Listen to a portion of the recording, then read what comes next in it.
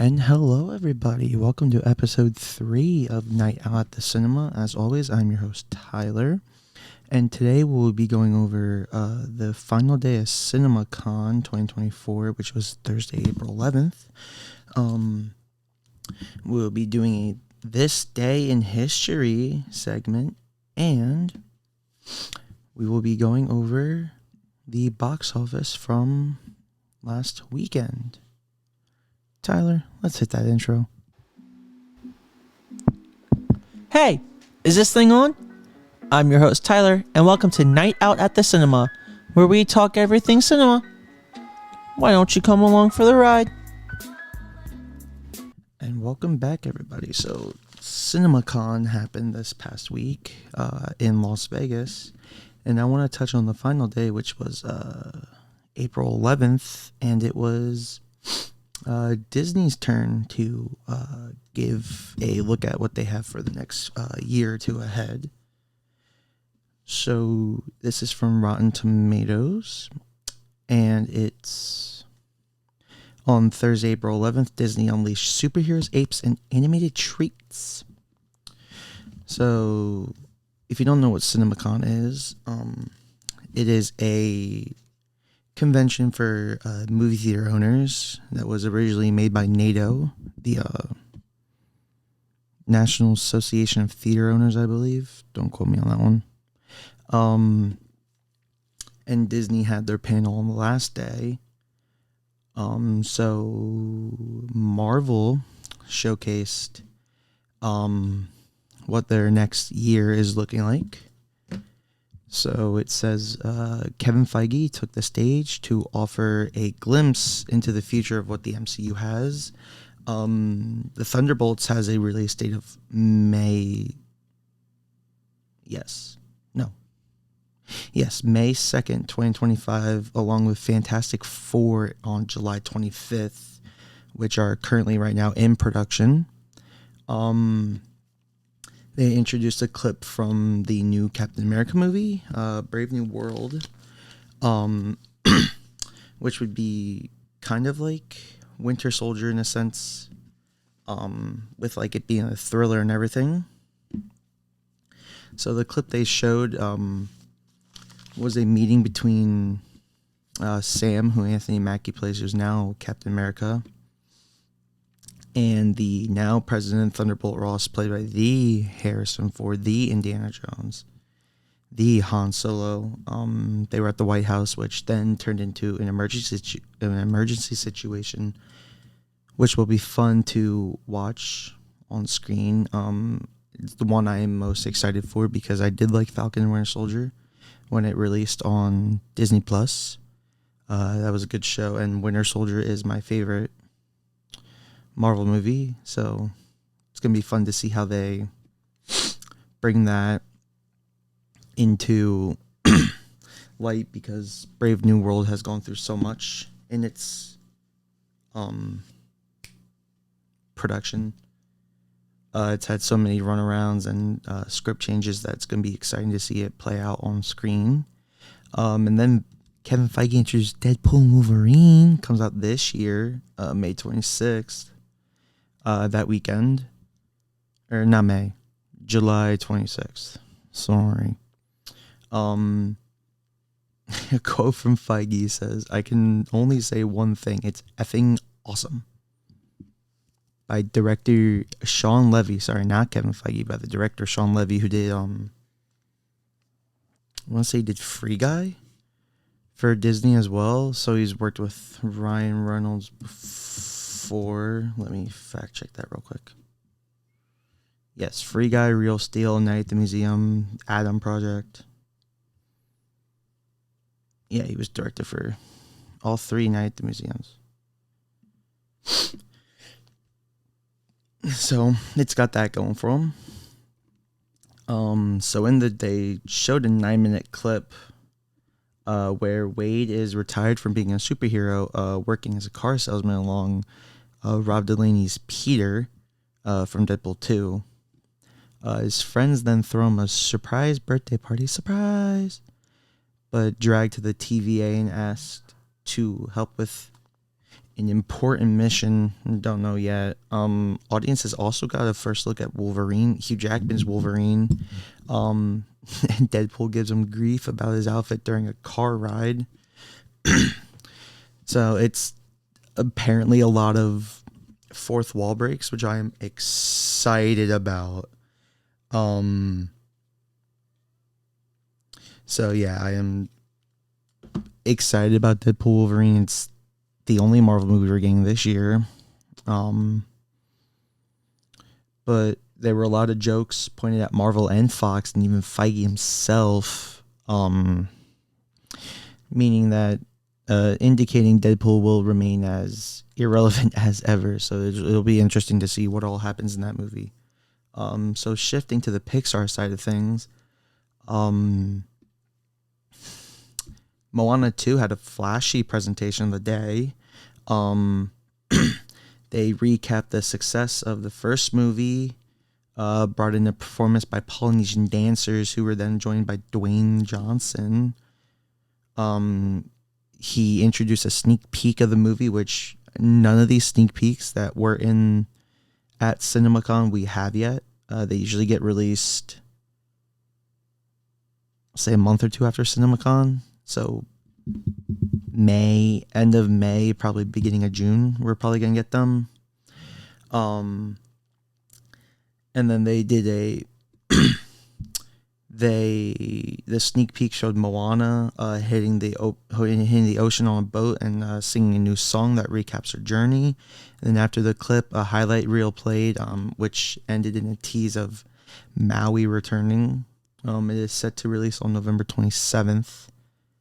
I didn't watch the first Moana, so I don't really have, I'm probably not going to watch this Moana. But then they did Inside Out 2. Amy Poehler promoted the movie. She went on stage to promote it, and she debuted the first half hour of the movie. And yeah, apparently it was a joyful reception. Everybody loved it, apparently. Said it begins with young Riley playing ice hockey as Joy offers a play-by-play and reintroduces the other emotions as they correlate to the hockey game. Joy develops a system to help keep Riley's negative emotions in check, but everything's thrown into chaos when puberty strikes, ushering in a slew of new and unfamiliar emotions. So yeah, that was kind of, they don't want to give a lot away anyway. So June 14th this releases, and then they showed the first trailer for Barry Jenkins, who did Moonlight for A24. Mufasa the Lion King comes out December 20th this year. He explained why he took on the project, saying that it's a personal movie for him. He watched the original Lion King over 200 times while babysitting his nephews. He then debuted the first teaser for the film, which opens with Circle of Life, it says, and that it's going to be all about young Mufasa, I believe. A narration explained that this story begins far behind the mountains and shadows on the other side of the light. It looks much bigger than the previous one, and fans can look forward to what appears to be the next level special effects, which is cool. I thought the special effects were fine for the first movie. They looked very lifelike, and I enjoyed that very much. So that was the big movies that Disney decided to talk about. Other highlights, they showed off 13 minutes of footage from Kingdom of the Planet of the Apes, which releases in a month on May 10th, which was comprised of two separate scenes. They debuted the first trailer for Daisy Ridley's biopic of swimmer Gertrude Edel, A Young Woman in the Sea, May 31st. Got the first trailer there. Fede Alvarez's Alien Romulus August 16th, 2024. They showed a sneak peek featuring Callie Spaney, who is in Civil War, that came out came out this weekend. Came out this weekend, April 12th. Who encountered a swarm of face huggers. No. And then they screened an early look at The Amateur, a spy thriller starring Rami Malek, John Bernthal, and Rachel Brosnahan, which comes out April 11th next year. Wow. Damn. They showed that early? Ho. Is this more on the... I guess this would be on the 11th as well. Paramount, I think, did another day on the 11th as well. Yeah. So Paramount showed Gladiator 2, closed the studio's presentation with a bang. It began with an intro from Ridley Scott himself, sent from Paris, with Paul Mescal, Denzel Washington, Pedro Pascal, Connie Nelson, and Joseph Quinn. They showed a first look footage at the movie. Mescal plays Lucius, the son of Nielsen's Lucia, in the Colosseum. Also showed Washington's character selecting gladiators and offering advice to Lucius, who himself leads a number of gladiators in an epic fight later in the footage that they saw. Quinn's character appeared to be the emperor, with Pascal as the general of his army, potentially Lucia's new husband. The footage ended with Pascal and Mescal fighting each other in the Colosseum, promising an epic violent film with drama to match and indicating the film could be, in Scott's words, well worth the wait. It's like 20 some odd years, I think, since Gladiator came out, but almost 20 years, I think. So hopefully it lives up to the hype. Hopefully it's not 3 hours long. They also showed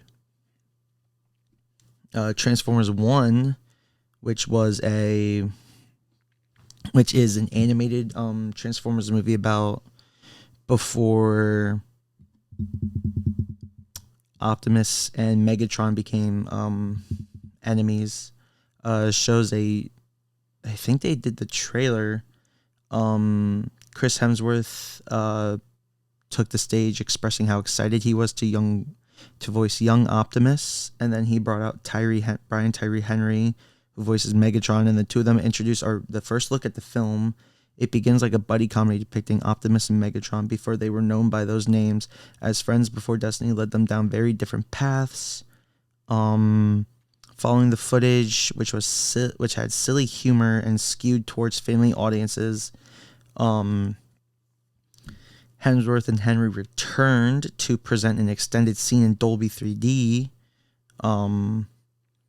It was a chase sequence that featured Scarlett Johansson's Alita and Bumblebee, voiced by Keegan-Michael Key, and it wowed everybody with the eye-popping visuals.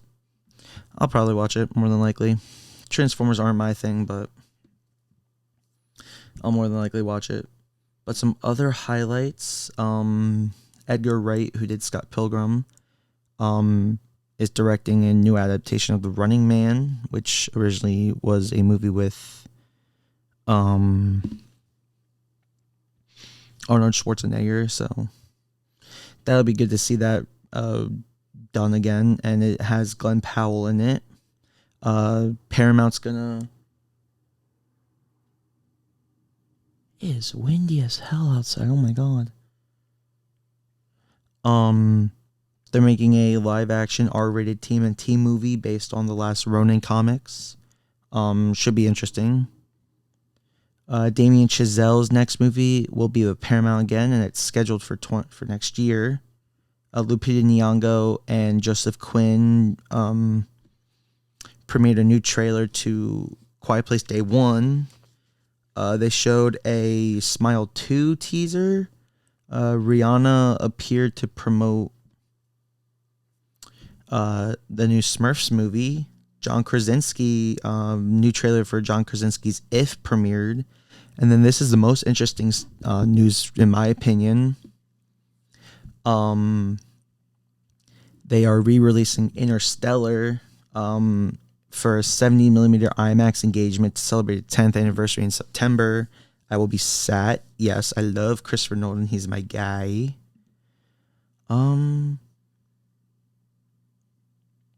So yeah, that was the final day of CinemaCon. I am very excited. A lot of stuff is happening within the next year to 2 years. Yeah, so that was CinemaCon. I want to go sometime, but it is in Vegas, and I will probably never be able to go anyway, which is fine. It's just a dream to go. I think it's really only for theater owners. So it is what it is in the end.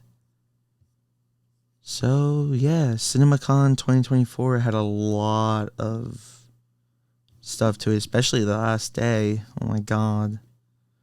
Yeah, but now let's get into this day in history. Ooh. So on April 26, 2019, 5 years ago, we got the fourth and final Avengers movie titled Avengers Endgame. If you don't know what it is, I will explain it.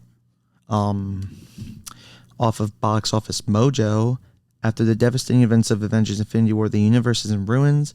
With the help of remaining allies, the Avengers assemble once more in order to reverse Thanos' actions and restore balance to the universe. In my opinion, it is the best Avengers movie. I love Avengers Endgame. It is 3 hours long though, which I do not mind. The reason I want to talk about this movie is because it broke box office records. It made $2,799,439,100, or if we round up, $2.8 billion. April 26th, it made $157 million. Saturday, April 27th, it made $109 million, and then Sunday, April 28th, it made $90 million for $357 million opening weekend. This was before COVID, so this is when people were still going out, very much going out to the movies. It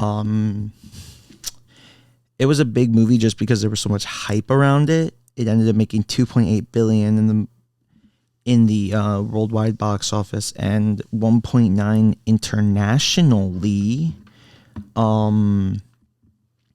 So it was just one of those movies where everybody came out to watch it. There was hype all around it because Infinity War did so well.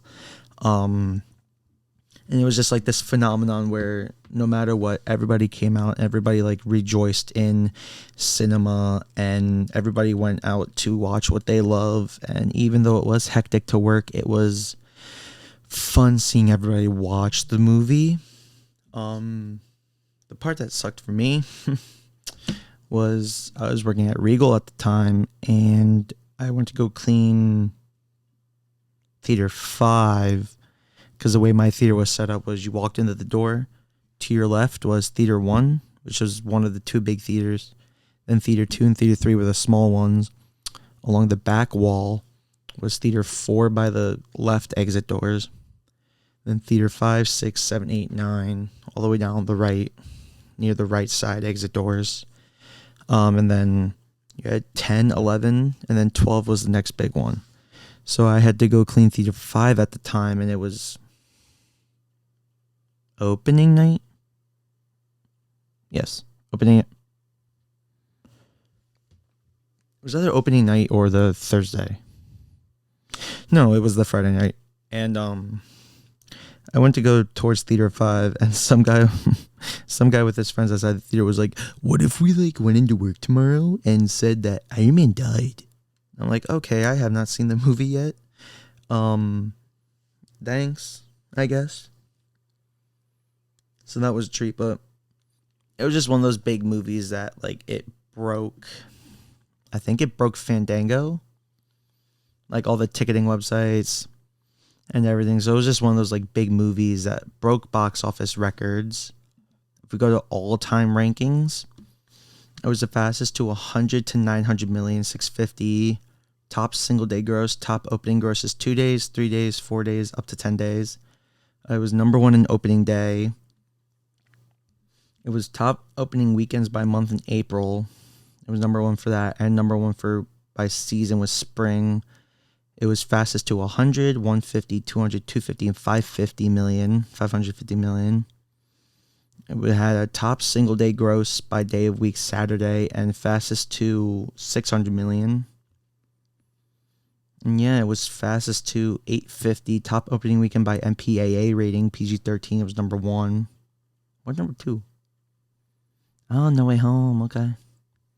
And then Infinity War, Force Awakens, and Last Jedi. Wow. Ugh. And then it, top lifetime grosses.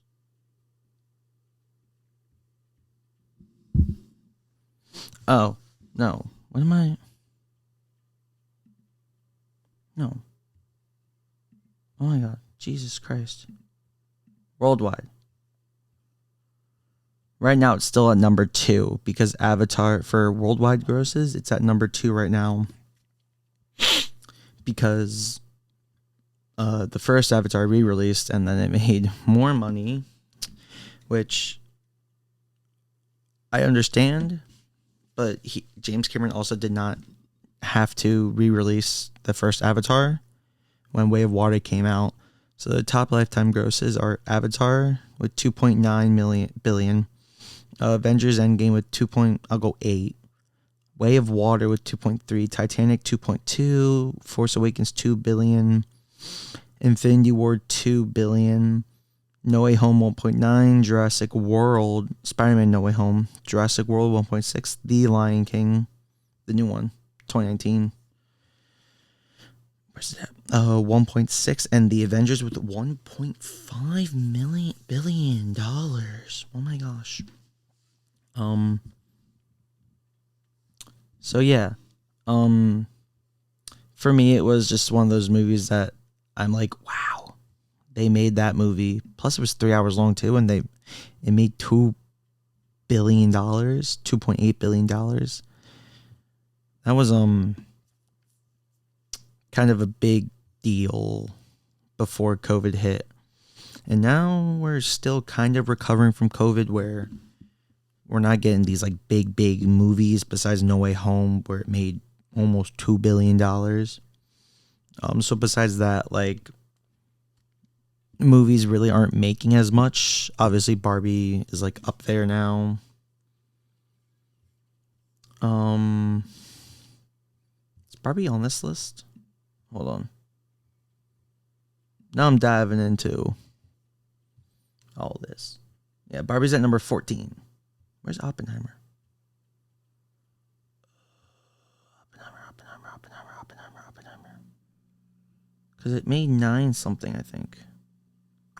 Oppenheimer's number 58 with 968, and Barbie's number 14? 14 with 1.4 billion.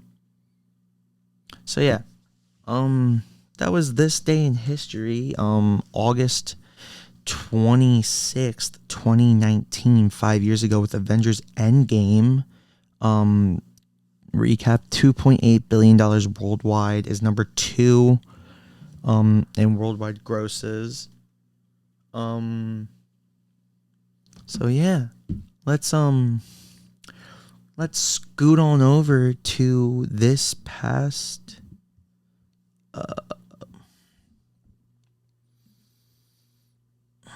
weekend. Let's move over to April 5th to the 7th. So 2 movies came out last weekend. Monkey Man and The First Omen.